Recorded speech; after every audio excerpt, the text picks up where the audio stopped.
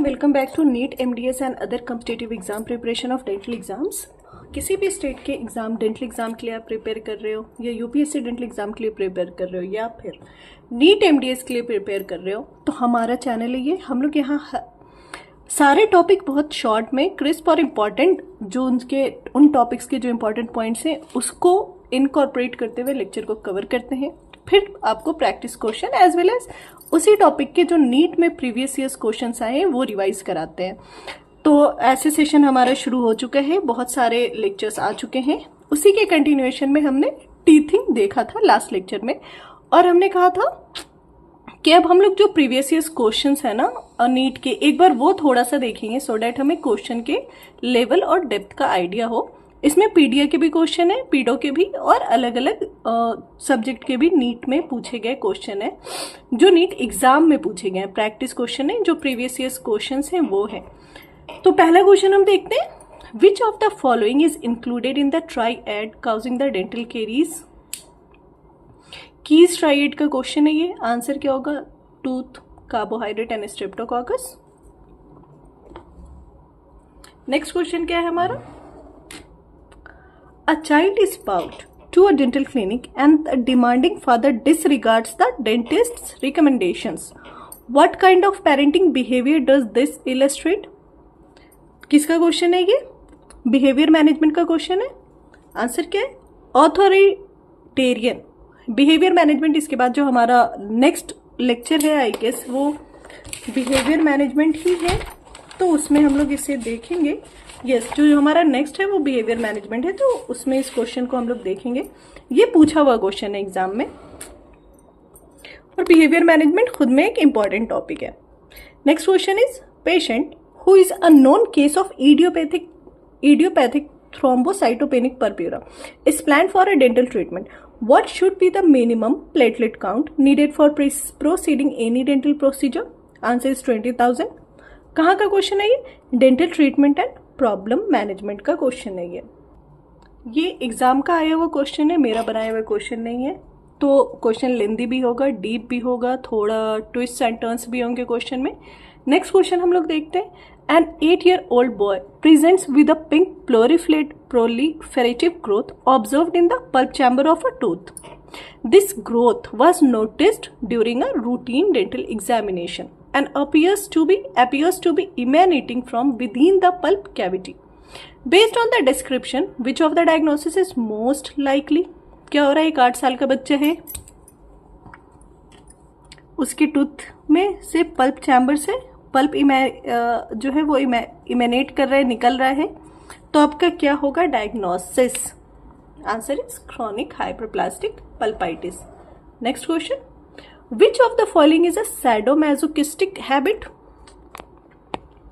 खुद को हार्म पहुंचाने वाली हैबिट बच्चे की कौन सी है?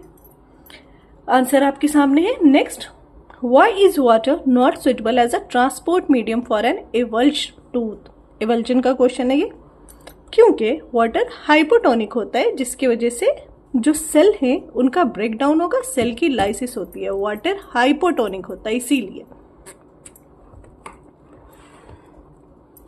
इमेज बेस्ड क्वेश्चन था ये, depicting severe decay in all upper anterior teeth. ठीक है, इमेज बना हुआ था, अपर एंटीरियर टीथ के सारे सीवियर डिके दिख रहे थे टीथ में।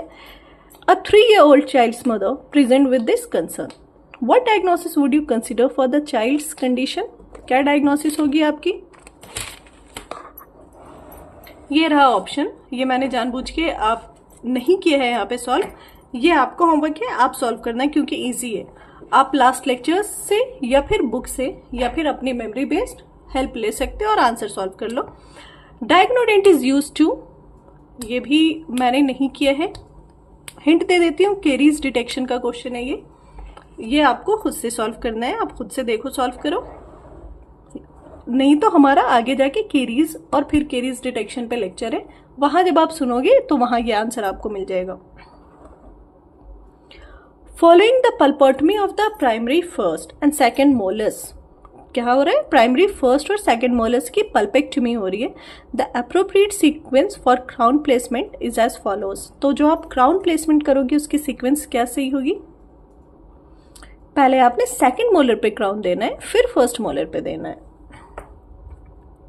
ध्यान रहे ये सारे आपके एग्जाम, ओरिजिनल एग्जाम के क्वेश्चन है, तो आप खुद को एग्जामिनेशन हॉल में इमेजिन करके फिर आंसर सोच के देना, बस यूं ही देखकर मत बनाना ऐसे टाइम पास जैसे।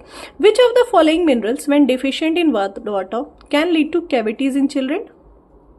क्या होता है? Fluoride. Next question, an adolescent patient has incisal edge fracture which is best manage bye?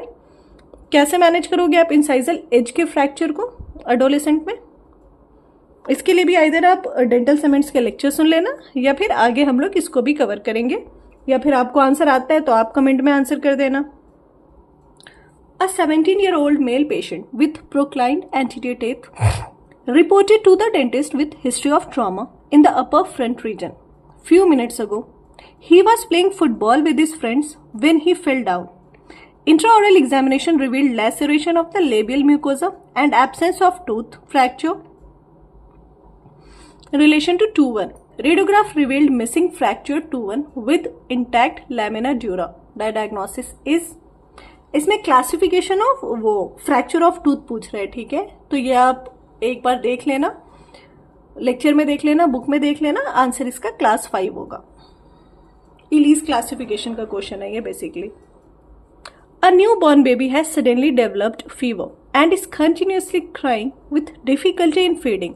The mother presented this child to the clinic with ulcers on the tongue. What is the diagnosis? Last lecture में हमने पढ़ा है ये, अभी just teething में पढ़ा है ये। आंसर क्या होगा इसका? Riga Fede disease. Image based question था ये। Keyes triad of dental caries describes. जो की स्ट्राइड है उससे क्या समझ आता है आपको? केरीज की activity. Modified pedodontic triangle involves. Pedodontic triangle की मॉडिफिकेशन में सोसाइटी इंक्लूड हो रहा है, fourth factor. In a 2 digit numbering system 3 refers to, क्या होगा 3 नंबरिंग सिस्टम में? कहां पे आएगा आपका 3 यहां आएगा, लेफ्ट लोअर कैनाइन हो गया, ठीक है? ये थे कुछ आपके PYQs जो नीट में एक्चुअल एग्जाम में पूछे गए हैं। क्वेश्चंस ऐसे इस लेवल के होते हैं। आगे जब हम लोग देखेंगे बिहेवियर मैनेजमेंट देखेंगे, तो इस टॉपिक से कौन कौन से क्वेश्चंस आ चुके हैं नीट में वो देखेंगे हम लोग नीट में और अदर एग्जाम्स में। और वैसे ही फिर हम लोग जाएंगे केरीज पे, उसका देखेंगे और फिर आगे जाते जाएंगे। अभी के लिए इतना ही। नेक्स्ट टॉपिक में मिलते हैं हम लोग बिहेवियर मैनेजमेंट, और उसके बाद केरीज पे जो आपकी नीट की प्रिपरेशन के लिए as well as other state के कॉम्पिटिटिव एग्जाम हर के लिए वो इम्पॉर्टेंट है। हर टॉपिक जो कराया जा रहा है वो उसी फोकस के साथ कराया जा रहा है कि डेंटिस्ट्री के जो डेंटल एग्जाम्स कॉम्पिटिटिव एग्जाम्स है उसमें ईज हो जाए बच्चों को, उनको फ्री लेक्चर्स मिल जाए, फ्री टॉपिक मिल जाए, PYQs मिल जाए, प्रैक्टिस क्वेश्चन मिल जाए और एग्जाम उनके लिए ईजी हो जाए। अगर आपने अभी तक सब्सक्राइब नहीं किया है तो प्लीज़ सब्सक्राइब करो चैनल को, प्लीज़ शेयर करो।